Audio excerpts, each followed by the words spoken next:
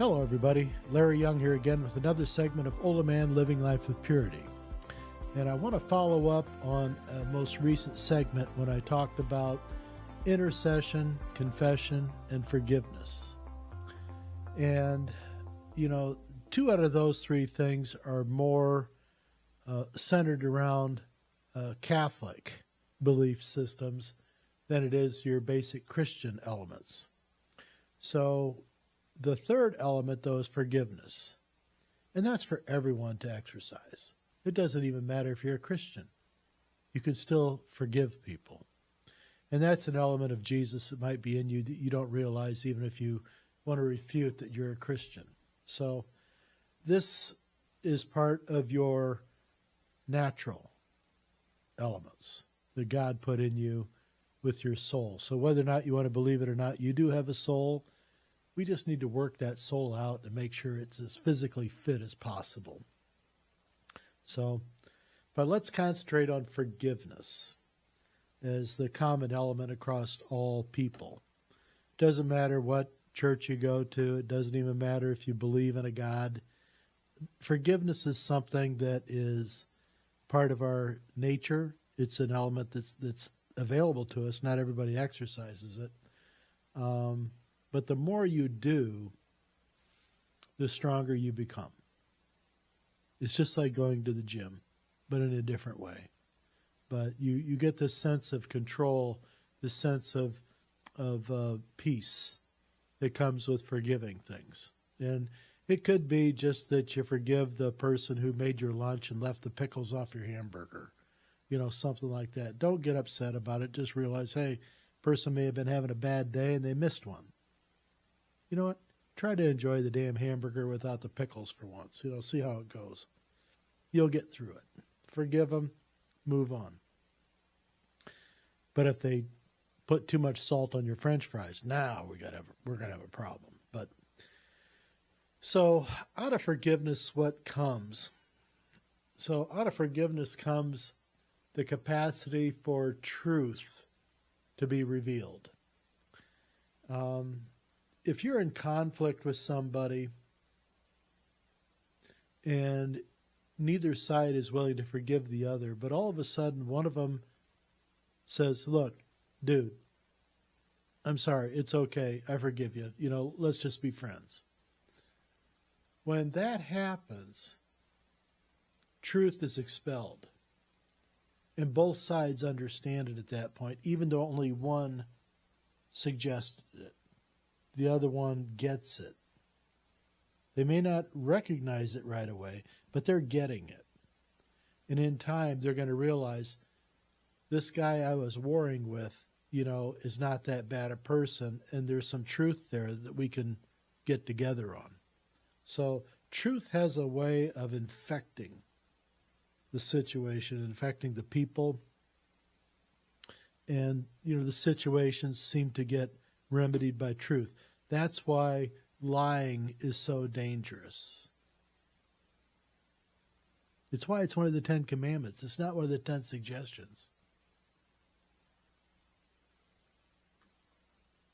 So if we have truth as the overriding theme in a situation, then it's going to come down to, if there's an opposition with you and both sides are looking for truth, whoever has the strongest truth, there can be an element of strength and reasoning that comes in with your truth development. But when truth is so strong, and I mean you cannot deny this truth, any opposition to you or that truth can only be met with a lie. Because they don't have anything to break the truth with, so they have to come in with the opposite of it that comes out of evil, and that is to lie.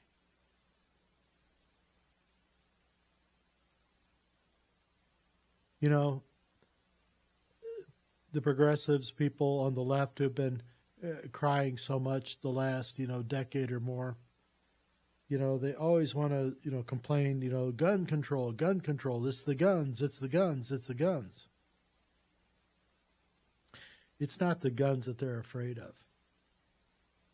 It's truth that they're afraid of, because they've been caught in so many situations where the truth was so strong, they had nothing to come back on, so they had to lie, and they have to gaslight, they have to project, and throw all these things against you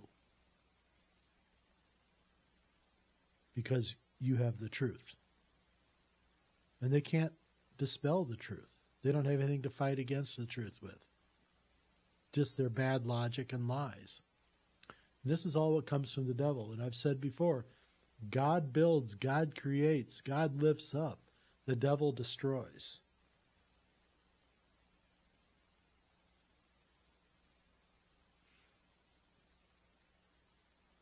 There's an opportunity now. There's this new awakening that's going on in the world. We have to move the goalposts.